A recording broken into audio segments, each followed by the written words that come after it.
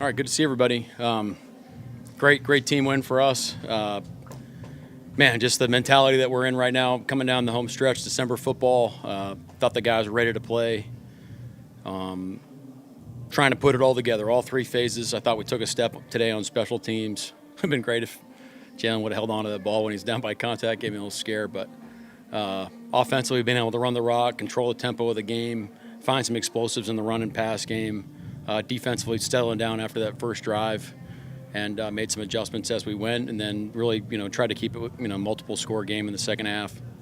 So just a great win. Guys had a great mentality, great week of prep. So we got to keep stacking it, and we got a big game coming up on primetime this week. So excited, but we're moving forward and keep stacking wins. Mike, what was working so well in the run game today?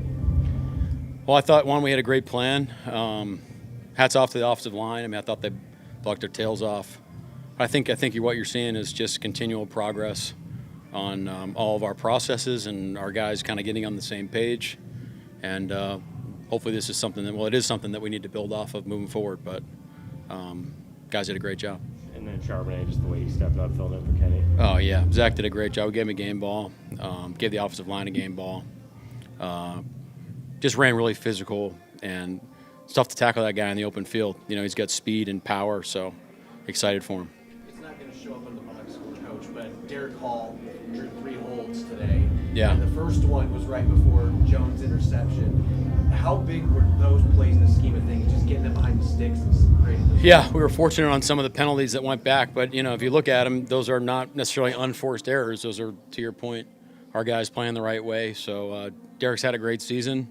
He's a very physical player and plays his absolute tail off. So even the short yardage play, they creased us there in the C gap, and Derek drew the holding there where he probably would have made the play. So those were two huge plays going into the game. The offense has been struggling a little bit lately. Can you talk about the grind and the work that Coach Grubb, Keats, Scott Huff, all those guys have been doing to get this going? Yeah, they deserve a lot of credit. I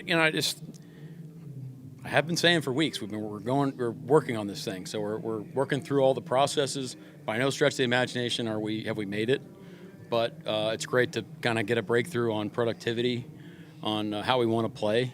I thought Grubb called a great game, and onward we go. So I think now we can hopefully this generates some more confidence for us in the things that we've been doing and the inputs that we're putting in. But I thought we played a complimentary game today. The ball wasn't in jeopardy. Geno didn't take any sacks, and so that's what it's going to take to win, especially late in the year. Mike, what was it about today that even when you knew Ken couldn't go, that you're going to stick with the plan and run Zach the way you did? Well, Ken's obviously a dynamite back, and we would have loved to have him, but so is Zach. And Kenny McIntosh has proved that he can run the ball effectively as well. So we didn't feel like we needed to make any adjustments. Mike, obviously in that first drive they hit a big play, but outside of that, it's a pretty dominating performance again by your defense. Yeah. What's been the most significant change in the last few games? Well, yeah, again, similar to the offense, I think the curve just happened a little bit earlier. It's a room full of guys and full of men that just decided that we're going to stick together, do it together, prepare our tails off throughout the week, stay poised, and we decided we want to play a certain way. And so when it shows up on tape, when it doesn't show up on tape, then it sticks out like a sore thumb. And our guys are starting to step up as leaders too, where they're feeling confident and talking to the group and taking ownership of what shows up on tape. So we got to keep building. Sacks, season high in rushing yards. I think Geno Smith was only hit twice. Just what does that tell you about your offensive line today? Yeah, I thought probably their best game to date. But Geno deserves a lot of credit too. He's playing really decisive, really accurate. There's a lot of big-time throws going on out there, especially in critical moments at the end of the game. It's multiple score game, but that can change in a blink of an eye. And so to try to keep moving the sticks on some of those second down throws where it kept drives going, that was big time. And then being able to manage the clock and all the situations, he's doing a tremendous job right now. You guys had to shuffle your offensive line quite a bit earlier in the year. When you say that guys have gotten on the same page in the run game, how much is it just the offensive lineman getting used to playing? Yeah, it's great to go 2 games in a row with the same 5 guys. I think you see the same thing. Just anytime you have continuity and you can stack reps, that's important. Now, sometimes you got to make necessary adjustments or guys go down. guys got to step up, which has happened throughout the season. But it's been great to get 2 weeks in a row where, same 5 guys are out there and they can build off of these performances. The offensive line play, moving the ball in the air, moving the ball on the ground, getting 2 interceptions, getting the quarterback, drawing these penalties, all that stuff. Yep. Does this feel like your most complete game, top to bottom? I think, yeah, probably. That's something that we've been really focusing on, trying to really play complementary football, all 3 phases together, tilting field. I mean, this is a really good football team, and if you're not careful, they can kind of squeeze the life out of you with how they possess the ball, create explosives, tilt the field position. So those are things that you need to. Those are battles, kind of games within the game that you have to win in order to beat a team like this, and our guys did that. Kobe Bryant has an interception both games against Arizona. Can you talk about what he did bring in?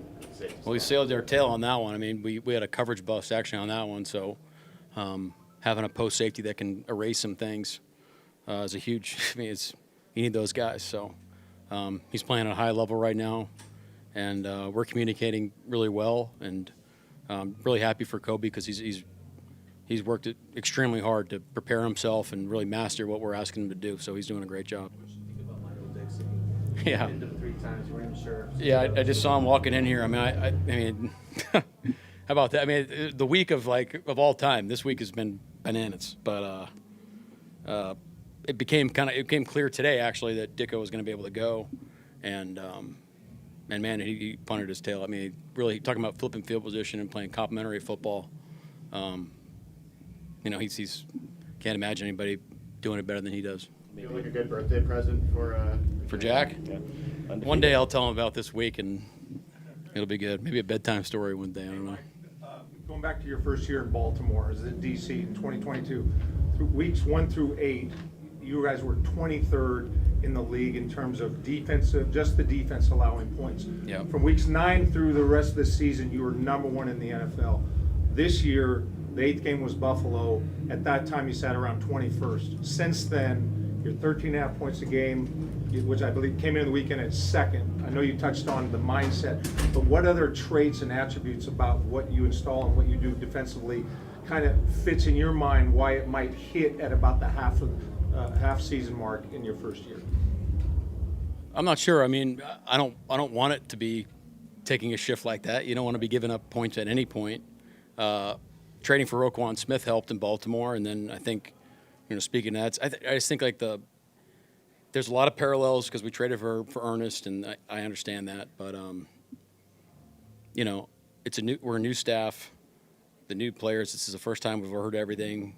I've learned a lot on the job about what works, what doesn't work, what we can execute at a high level, what our guys are good at. All of our coaches are working extremely hard to stay connected and to move forward, and I'm glad that it's coming together, and we got to keep building on it. In order to do that, you need to have urgency, every day, bringing it, and enjoy the process. I mean, it's a fun process, building a team and having guys buy in and things like that. I mean, but it takes a lot of work, and so our coaches and our players deserve a lot of credit for having that faith and saying, hey, we're not necessarily getting the results that we want right now, but we can see some really cool things on tape, and there's things where there's opportunities for us to really grow here, and if we stick to it and stay together, then then really the sky's the limit for us. We really believe that. So everybody else deserves a lot of credit. How was sleep this week? Good. That sequence where you not only get the 2 picks, but then convert them into quick touchdowns, how does that change the feel of a game when you're able to? Well, I mean, we're a broken record, and this is the cliche of a lifetime, but it's true. I mean, the turnover margin is huge, and then to do it in positive territory for our offense, and then what a great play by Jackson and Dino on the sudden change touchdown. So we needed it. I mean, we had a slow start on defense, and we kind of made it right on defense to be able to affect the ball and put our offense in position to go get a couple scores. What's your early read? on the road. I'm sorry, go ahead. What's your early read on Ken Walker and his chances to be back this week? Not sure. We'll work through it right now, but we're not sure.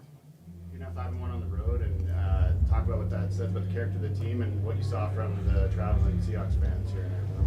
Well, our 12s deserve a lot of credit, man. They were loud. I think we had them on silent cadence for the majority of the game. So, man, what an awesome atmosphere. Just shout out to everybody showing up, being loud. It was an awesome atmosphere.